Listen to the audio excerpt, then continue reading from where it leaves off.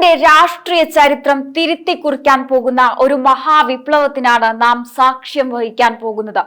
പതിറ്റാണ്ടുകളായി മാറി മാറി ഭരിച്ച ഇടത് വലത് മുന്നണികൾ കേരളത്തെ വെറും വോട്ട് ബാങ്ക് രാഷ്ട്രീയത്തിന്റെ പേരിൽ തളച്ചിട്ടപ്പോൾ അഴിമതിയുടെയും സ്വജനപക്ഷപാതത്തിന്റെയും ചളിക്കുണ്ടിൽ നിന്നും ഈ നാടിനെ മോചിപ്പിക്കാൻ ബി.ജെ.പി. അതിന്റെ കരുത്തുറ്റ പടയാളികളെ കളത്തിലിറക്കി കഴിഞ്ഞു.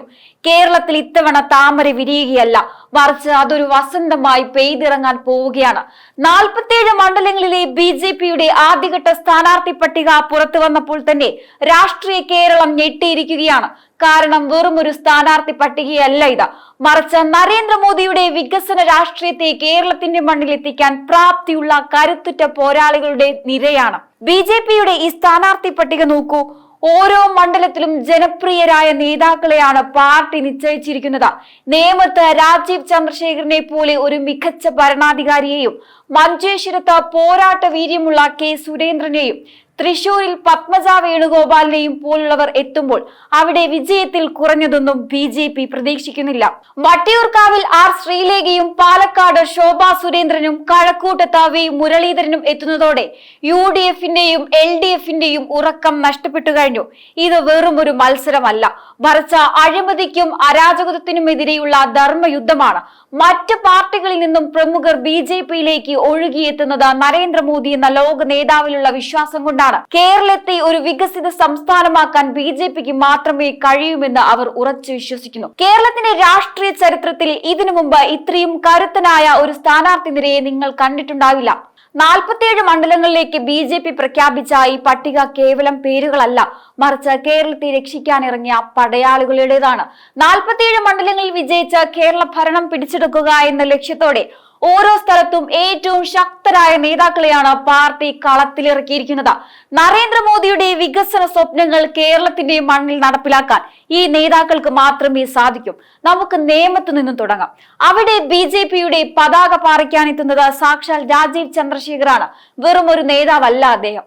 ഭാരതത്തിന്റെ IT വിപ്ലവത്തിന് ചുക്കാൻ പിടിച്ച ദീർഘവീക്ഷണമുള്ള ഭരണാധികാരിയാണ്. അദ്ദേഹത്തിന്റെ അനുഭവ സമ്പത്ത് നേമത്തെയും അതുവഴി കേരളത്തെയും ലോകത്തിനു മുന്നിൽ തല ഉയർത്തി നിൽക്കാൻ പ്രാപ്തമാക്കും. മഞ്ചേശ്വരത്ത് പോരാട്ട വീര്യത്തിന്റെ പര്യായമായ കെ സുരേന്ദ്രൻ ഇറങ്ങുമ്പോൾ അവിടെ വിജയത്തിൽ കുറഞ്ഞതൊന്നും ബി.ജെ.പി. സ്വപ്നം കാണുന്നില്ല. കേരളത്തിലെ അഴിമതി ഭരണത്തിനെതിരെ തെരുവിൽ പൊരുതിയ ആ നെഞ്ചുറപ്പിന് ജനങ്ങൾ നൽകുന്ന അംഗീകാരമായിരിക്കും ഈ വിജയം. കഴക്കൂട്ടത്ത് വി മുരളീധരൻ എത്തുമ്പോൾ അത് വികസനത്തിന്റെ പുതിയൊരു കുതിപ്പാണ്. കേന്ദ്രത്തിന്റെ പദ്ധതികൾ നേരിട്ട് കേരളത്തിലെത്തിക്കാൻ അദ്ദേഹത്തെക്കാൾ പ്രാപ്തിയുള്ള മറ്റൊരാളില്ല. വട്ടിയൂർക്കാവിൽ ആർ ശ്രീലേഖയെ പോലെ വ്യക്തിത്വമുള്ള ഒരാൾ സ്ഥാനാർത്ഥിയാകുന്നത് കേരളത്തിന് അഭിമാനമാണ്. നിയമം നടപ്പിലാക്കാൻ കാണിച്ച ആ ആർജവം ഇനി ജനസേവനത്തിലും നമുക്ക് കാണാം. പാലക്കാട് ശോഭാ സുരേന്ദ്രൻ എന്ന പോരാളി എത്തുമ്പോൾ അവിടെ ബി.ജെ.പിയുടെ കരുത്ത് ഇരട്ടിയാകുകയാണ്. തൃശൂരിൽ പത്മജ വേണുഗോപാലിനെ പോലെ പാരമ്പര്യവും ജനപിന്തുണയുമുള്ള നേതാക്കൾ ബി.ജെ.പിയിലേക്ക് എത്തിയത് ഈ പാർട്ടിയുടെ സ്വീകാര്യത എത്രത്തോളം ഉണ്ടെന്നതിന്റെ തെളിവാണ്. പാലായിൽ ഷോൺ ജോർജും പൂനാറിൽ PC ജോർജും എത്തുന്നതോടെ മധ്യ കേരളത്തിൽ ബി.ജെ.പി. ഒരു വലിയ തരംഗമായി മാറിക്കഴിഞ്ഞു. കാഞ്ഞിരപ്പള്ളിയിൽ അഡ്വക്കേറ്റ് ജോർജ് കുര്യനെ പോലെയുള്ള നേതാക്കൾ ജനവിധി തേടുന്നത് ബി.ജെ.പി. മുന്നോട്ട് വയ്ക്കുന്ന വികസന രാഷ്ട്രീയത്തിന്റെ അടയാളമാണ്.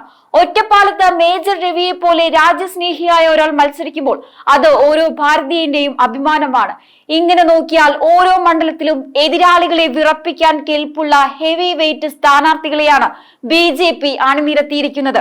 കേരള രാഷ്ട്രീയത്തിൽ ബി.ജെ.പി. ഇതുവരെ നടത്തിയതിൽ വെച്ച് ഏറ്റവും മികച്ച നീക്കമാണിത്. വെറും പ്രാദേശിക നേതാക്കളെയല്ല, മറിച്ച് ദേശീയ തലത്തിൽ ശ്രദ്ധിക്കപ്പെട്ടവരെയാണ് ഓരോ മണ്ഡലത്തിലും നിശ്ചയിച്ചിരിക്കുന്നത്. ഇത് വോട്ട് വിഹിതം കൂട്ടാൻ മാത്രമല്ല, മറിച്ച് അധികാരം പിടിച്ചെടുക്കാനുള്ള കൃത്യമായ പ്ലാനാണ്. പിണറായി സർക്കാരിന്റെ ഭരണപരാജയങ്ങൾ ജനങ്ങൾക്കിടയിൽ വലിയ ചർച്ചയാകുന്ന ഈ സാഹചര്യത്തിൽ ബി.ജെ.പിയുടെ ഈ മുന്നേറ്റം കേരളത്തിൽ വലിയൊരു രാഷ്ട്രീയ വിപ്ലവത്തിന് വഴിവെക്കുമെന്ന് ഉറപ്പാണ്. സുഹൃത്തുക്കളെ, കേരളത്തിലെ ജനങ്ങൾ ഇന്ന് രാഷ്ട്രീയമായി ഒരു വലിയ ഉണർവിലാണ്. പ്രീണന രാഷ്ട്രീയത്തിന്റെയും അഴിമതിയുടെയും കാലം കഴിഞ്ഞു എന്ന് മലയാളികൾ തിരിച്ചറിഞ്ഞു കഴിഞ്ഞു.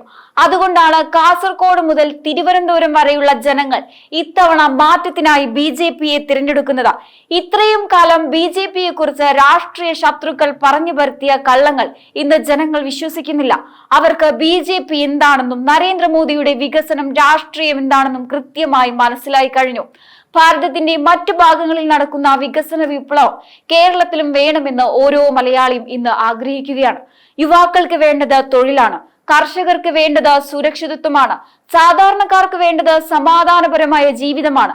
ഇത് നൽകാൻ BJPക്ക് മാത്രമേ കഴിയുമെന്ന് കേരളത്തിലെ സാധാരണ ജനങ്ങൾ ഇന്ന് ഉറച്ചു വിശ്വസിക്കുകയാണ്. ജനങ്ങളുടെ ഈ വിശ്വാസം കാത്തു സൂക്ഷിക്കാനാണ് BJP ഓരോ മണ്ഡലത്തിലും ജനകീയരായ നേതാക്കളെ അണിനിരത്തിയിരിക്കുന്നത്. രാജീവ് ചന്ദ്രശേഖരനെ പോലെ സാങ്കേതിക തികവുള്ള ഒരു ഭരണാധികാരിയെ നിയമം ആവേശത്തോടെ സ്വീകരിക്കുന്നത് അദ്ദേഹം കൊണ്ടുവരാൻ പോകുന്ന വികസനം കണ്ടിട്ടാണ്. കെ സുരേന്ദ്രന്റെ പോരാട്ട വീരം കേരളത്തിലെ ഓരോ വീട്ടിലുമുള്ള അമ്മമാർക്കും സഹോദരങ്ങൾക്കും ഇന്ന് കരുത്താണ്. വി മുരളീധരനും ശോഭാ സുരേന്ദ്രനും ആർ ശ്രീലേഖയും ഒക്കെ ജനങ്ങളിലേക്ക് ഇറങ്ങിച്ചെല്ലുമ്പോൾ അവിടെ ഉണ്ടാകുന്ന ജനക്കൂട്ടം ഒരു കാര്യം വിളിച്ചു പറയുന്നുണ്ട്: കേരളം താമര വിരിയിക്കാൻ തയ്യാറായി കഴിഞ്ഞു, ജനങ്ങളുടെ മനസ്സ് BJP കീഴടക്കി കഴിഞ്ഞു എന്നതിന്റെ തെളിവാണ് ഓരോ യോഗങ്ങളിലും കാണുന്ന ഈ ആവേശം. 47 മണ്ഡലങ്ങൾ എന്നത് വെറും ഒരു കണക്കല്ല, അത് കേരളത്തിലെ ജനങ്ങളുടെ ആഗ്രഹമാണ്. എന്താണ് ഈ മാറ്റത്തിന് പിന്നിൽ? എന്തുകൊണ്ടാണ് ജനങ്ങൾ BJPയെ ഇത്രയധികം പിന്തുണയ്ക്കുന്നത് എന്ന് നമ്മൾ ചിന്തിക്കണം. ഇന്ത്യയിലെ മറ്റ് സംസ്ഥാനങ്ങൾ വികസനത്തിന്റെ കാര്യത്തിൽ കുതിച്ചു പായുകയാണ്. അവിടെയെല്ലാം BJP സർക്കാരുകൾ നടത്തുന്ന വിപ്ലവകരമായ മാറ്റങ്ങൾ നമ്മൾ കാണുന്നുണ്ട്. റോഡുകൾ, പാലങ്ങൾ, തൊഴിലവസരങ്ങൾ, അങ്ങനെ എല്ലാ മേഖലയിലും വലിയ പുരോഗതിയാണ് അവിടെ ഉണ്ടാകുന്നത്. ഈ ഒരു മാറ്റം കേരളത്തിലും വരണമെന്ന് ഓരോ മലയാളിയും ആഗ്രഹിക്കുന്നു. കേന്ദ്ര ഗവൺമെന്റ് നൽകുന്ന ആനുകൂല്യങ്ങൾ നേരിട്ട് ജനങ്ങളിലേക്ക് എത്തിക്കാൻ BJP ഭരണം കേരളത്തിലും അനിവാര്യമാണ്. സാധാരണക്കാരന്റെ വേദന അറിയുന്ന, അവർക്ക് വേണ്ടി പ്രവർത്തിക്കുന്ന ഒരു പാർട്ടി എന്ന നിലയിലാണ് BJP ഇന്ന് കേരളത്തിൽ വളർന്നുകൊണ്ടിരിക്കുന്നത്. ഈ ശക്തമായ സ്ഥാനാർത്ഥി നിരയിലൂടെ കേരളത്തിലെ രാഷ്ട്രീയ ചരിത്രത്തിലെ ഏറ്റവും വലിയ അട്ടിമറിയാണ് BJP ലക്ഷ്യമിടുന്നത്. ഇവിടെ നമ്മൾ ഒന്ന് ചിന്തിക്കേണ്ടതുണ്ട്. കഴിഞ്ഞ കുറെ വർഷങ്ങളായി പിണറായി വിജയന്റെ നേതൃത്വത്തിലുള്ള സർക്കാർ കേരളത്തിന് എന്ത് നൽകി?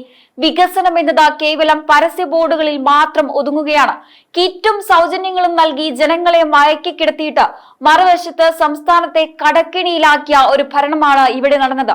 യുവാക്കൾക്ക് തൊഴിലില്ല, കർഷകർക്ക് ആനുകൂല്യങ്ങളില്ല, സാധാരണക്കാരന്റെ ജീവിതം ദുസ്സഹമായിരിക്കുന്നു. പിണറായി സർക്കാർ കൊണ്ടുവന്ന പദ്ധതികളൊക്കെയും ആർക്കു വേണ്ടിയായിരുന്നു?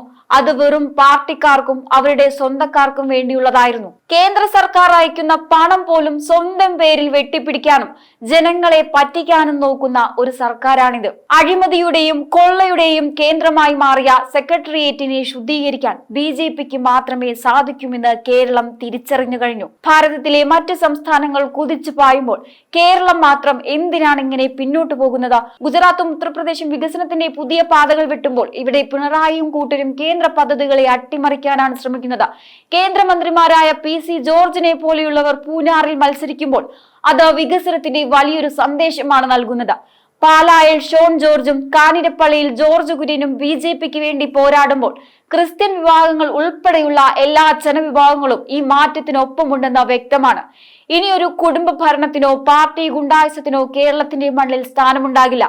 കേരളത്തിന്റെ മണ്ണിൽ ഇനി ഒരു പരീക്ഷണത്തിന് സമയമില്ല. പതിറ്റാണ്ടുകളായി നമ്മൾ കണ്ടുകൊണ്ടിരിക്കുന്നത് വഞ്ചനയുടെയും കബളിപ്പിക്കലിന്റെയും രാഷ്ട്രീയമാണ്. ഒരു വശത്ത് ഭരണ തുടർച്ചയുടെ പേരിൽ ജനങ്ങളെ കൊള്ളയടിക്കുന്ന പിണറായി വിജയനും മറുവശത്ത് അഴിമതിക്ക് കൂട്ടുനിൽക്കുന്ന UDFും.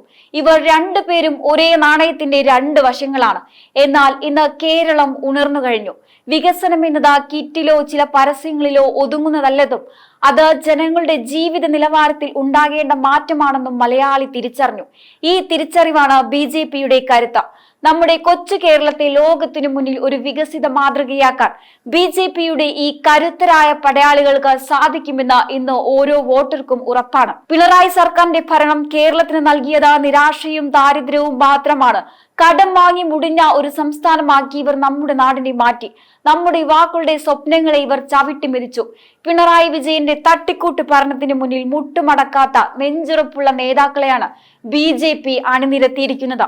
ഇത് വെറും ഒരു അധികാര കൈമാറ്റമല്ല, മറിച്ച് കേരളത്തിന്റെ ആത്മാഭിമാനം വീണ്ടെടുക്കാനുള്ള പോരാട്ടമാണ്.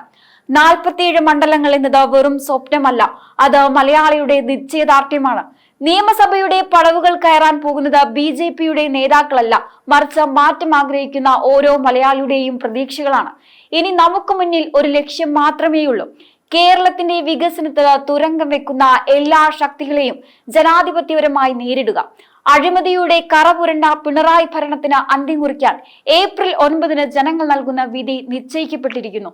വോട്ടിംഗ് മെഷീനിലെ താമര അടയാളം അമരുമ്പോൾ അത് കേരളത്തിന്റെ പുതിയ ചരിത്രത്തിന്റെ തുടക്കമാവും. ഈ ഒരു ജനവികാരം കാണുമ്പോൾ പിണറായി വിജയനും കൂട്ടരും ഭയപ്പെടുകയാണ്. കാരണം കേരളത്തെ ഇത്രയും നാൾ കൊള്ളയടിച്ചവർക്ക് ജനങ്ങൾ നൽകാൻ പോകുന്ന മറുപടിയാണിത്. റോഡുകൾ കുഴിയടിക്കാൻ പോലും കേന്ദ്രത്തിന്റെ പണം കാത്തിരിക്കുന്ന അവസ്ഥയിലാണ് ഈ ഭരണകൂടം. പിണറായിയുടെ അഹങ്കാരത്തിനും അഴിമതിക്കും ജനങ്ങൾ വോട്ടിലൂടെ മറുപടി നൽകും. മാറ്റം അനിവാര്യമാണെന്ന് കേരളം ഉറപ്പിച്ചു കഴിഞ്ഞു. ആ മാറ്റത്തിന്റെ പേര് BJP എന്നാണ്. ഈ ഒരു വിഷയത്തെക്കുറിച്ചുള്ള നിങ്ങളുടെ അഭിപ്രായങ്ങൾ കമന്റ് ബോക്സിൽ രേഖപ്പെടുത്തുക. മറ്റൊരു വിഷയവുമായി വീണ്ടും കാണാം. നന്ദി.